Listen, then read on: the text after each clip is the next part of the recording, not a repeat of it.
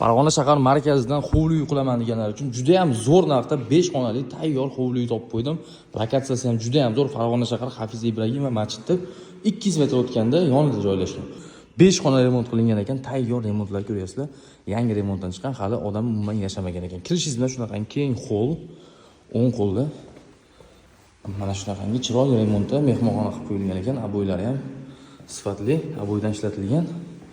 Bu tomonda bo'lsa chap qo'limizda sanuzil joylashgan, remontlar qilib qo'yilgan, kirib bemalol foydalanishga tayyor holatda. O'ng qo'limizda shunaqangi chiroyli spalningiz joylashgan. Hamma uylarimiz tupli pol qilingan ekan, qaranglar. Aytganimdek, bu uyda hali odam yashamagan, remont qilib tayyor qilib qo'yilgan, konditsioner qo'yilgan, отопление qilingan.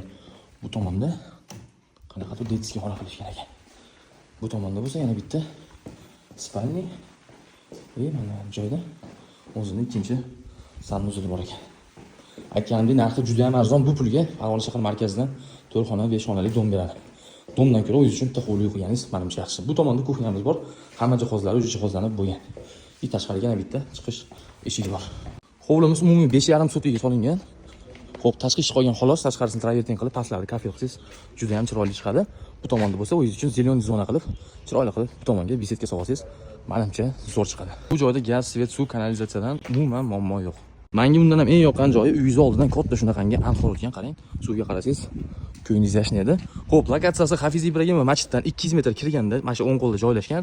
Narxini 70 ming dollarga berib olamiz deyapti. Kimga qiziq bo'lsa, pastdagilarni unutib qoldiramiz. Videoga like bosib, shunaqangi zo'r lokatsiyadan yo'qtab yurgan tanishlarga jo'natib beramiz.